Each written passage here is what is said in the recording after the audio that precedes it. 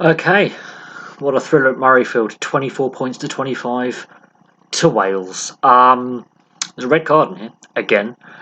Similar incident to last week with Mahoney, with Xander Fagerson in the second half. Let's break the game down. Wales took the lead through half penalty on 7 minutes. Scotland's discipline, a series of penalties, 3 or 4 penalties in the first 7 minutes, racking up. Surprised the referee didn't give a team warning at that point, even after just 7 minutes of play. Finn Russell responds with Scotland's first penalty on 10 minutes, and then for the next 25 minutes, it is all Scotland. The Darcy Graham try, that is the winger's call for that chip from Ali Price. Has to be winger's call because he's the only player running onto that chip. That is a brilliant piece of instinctive play. This Darcy Graham is in my mind, a great player, could be a superstar player. It's a pity he had to come off in the second half after the red card, and because Scotland wanted to keep 8 forwards on the pitch. But Darcy Graham, I think, was Scotland's best player, personally, throughout the entire game. I mean, Hamish Watson is a small brick shithouse of a wrecking ball, but Darcy Graham, for me, is Scotland's best player on the day.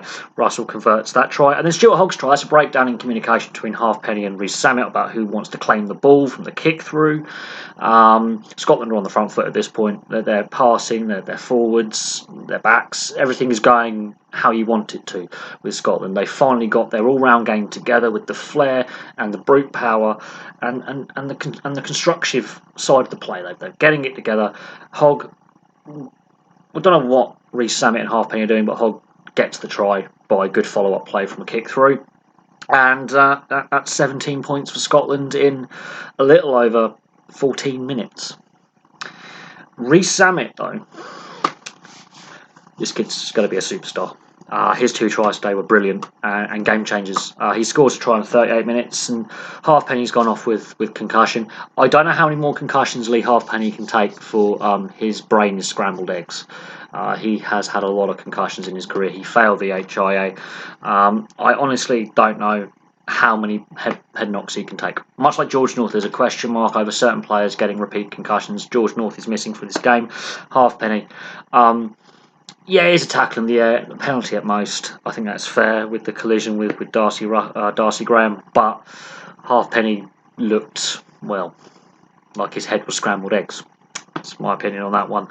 Second half, Scotland imploded in the second half for the first half of it. A lot of penalties. These to Liam Williams try. Just they can't keep their hands on the ball, infringing all the time. Wales themselves also infringing as well. They also butcher a try that leads to a penalty for obstruction. They decide to keep it tight in the forwards. At this point, if they score that try, if Cummings doesn't obstruct the defender, the game's done, I think, for Wales at that point. Wales are on the back foot, but Scotland, much like England last week and Ireland, the penalty count basically does for them. This implosion for a good 15-20 minutes has undone all the good work of the first half.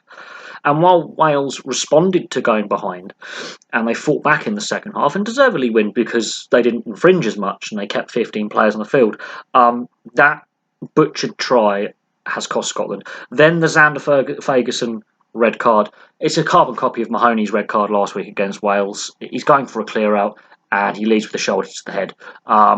Whether there was a bit more mitigating circumstances, because they took longer to decide on this one with the mitigating circumstances argument, as Wyn Jones, the player on the ball, is still actively involved in the ruck and needs to be cleared out. It's almost a carbon copy of Mahoney the week before, and it's good to see the referees being consistent. Even if we may not agree with the call, it's good to see the referees being consistent, because normally inconsistency in this area, but the referees are being consistent. That red card has decided the game, I think, because Darcy Graham going off so they can keep 8 forwards in the scrum is a key turning point as well. Not just the red card, but Darcy Graham had been brilliant up to this point. Great with his ball carrying, his incisive running, his energy in that back three. He was a danger for the 54, 56 minutes he was on the field. He gets taken off so WP Nell can come on as the replacement prop. But then it's, within minutes of that red card, Wyn Jones scores his try. He's the player who's illegally cleared out, and good driving maul.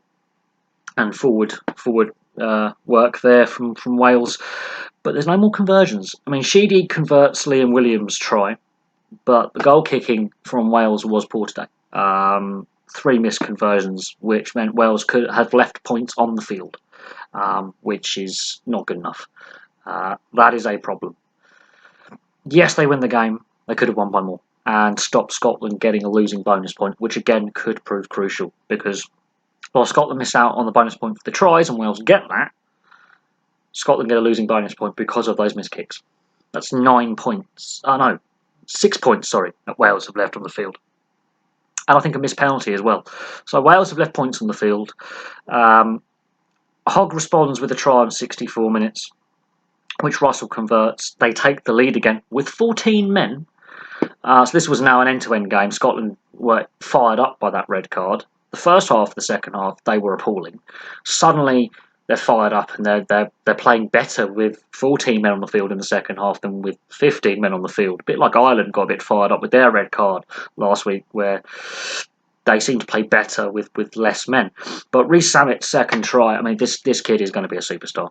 He's changed the game with that crucial try before half-time and that crucial try of 69 minutes. So Wales regain the lead by a point. And then his clearing kick right at the end that put Scotland right down the wrong end of the field with minutes left.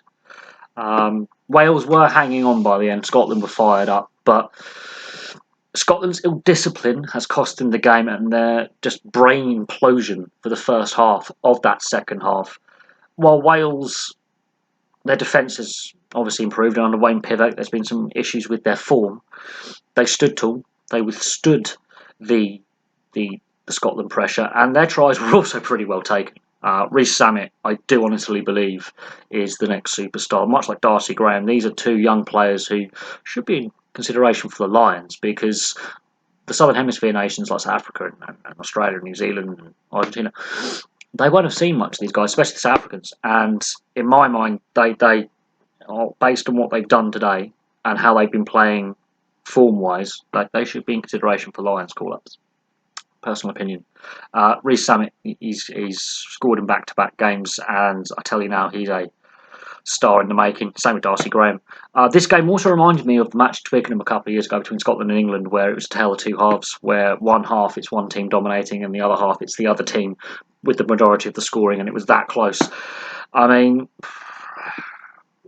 with all those scrums Scotland had, they could have had some penalty try. They could have had a penalty try in there as well at one point, where they're just constantly scrumming in the build-up to Hogg's try. So Wales again was starting to give away penalties, so it could have gone either way.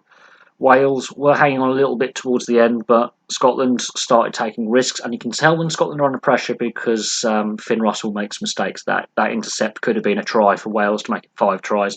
He wins it back in the breakdown and wins a penalty, but you notice their passing and their structures started to creak when Scotland are under pressure. They're not as good with their passing game.